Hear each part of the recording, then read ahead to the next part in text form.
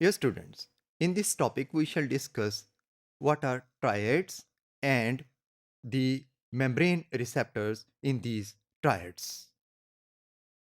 Dear students, in a skeletal muscle fiber, a T tubule is associated with two terminal cisternae of sarcoplasmic reticulum on its both sides.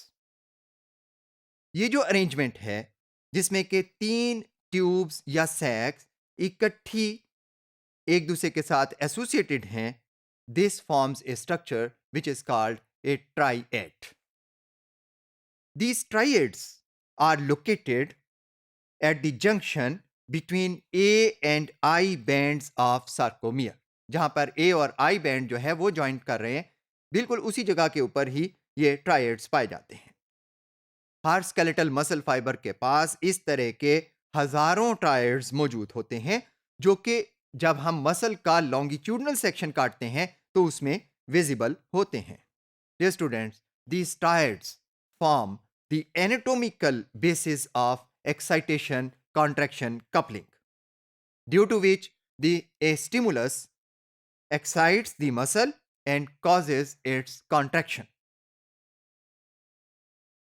Triads में T tubules और sarcoplasmic reticulum की जो close association है उसकी वजह से T tubule में action potential sarcoplasmic reticulum पर इफेक्ट करता है और उससे कैल्शियम आयंस की रिलीज करवा लेता है.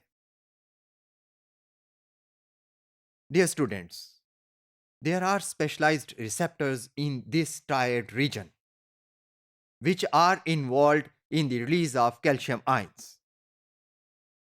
These specialized channel proteins in the membrane of sarcoplasmic reticulum are known as ryanodine receptors. When these ryanodine receptors open, calcium ions are released from the sarcoplasmic reticulum. Now we shall discuss the mechanism of opening of ryanodine receptors. Ryanodine receptors open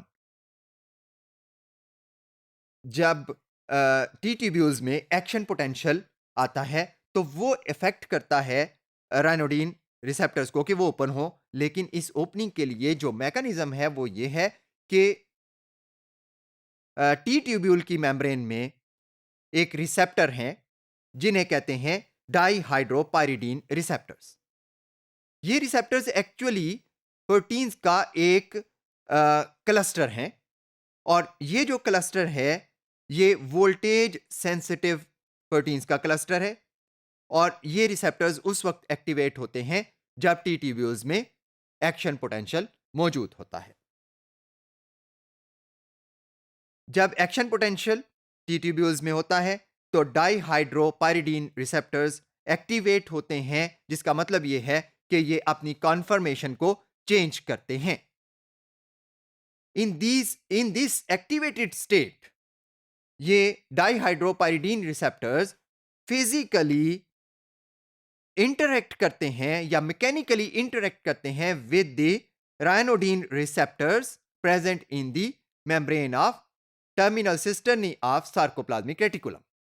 as a result ये in रायनोडीन receptors की conformation को भी change करते हैं. यहां पे हम देख सकते हैं कि एक ट्रायड में दोनों मेम्ब्रेन जो एक दूसरे के साथ क्लोजली एसोसिएटेड हैं उनमें से जो टर्मिनल सिस्टर्नी की मेम्ब्रेन है उसके पास राइनोडीन रिसेप्टर्स हैं, जबकि टी ट्यूब्यूल की मेम्ब्रेन के पास डाईहाइड्रोपाइरिडीन रिसेप्टर्स हैं.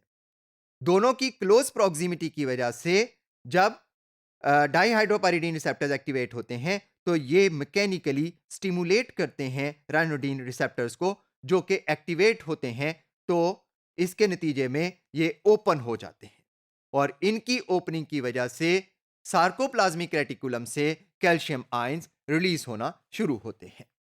The release of calcium ions causes the contraction to happen.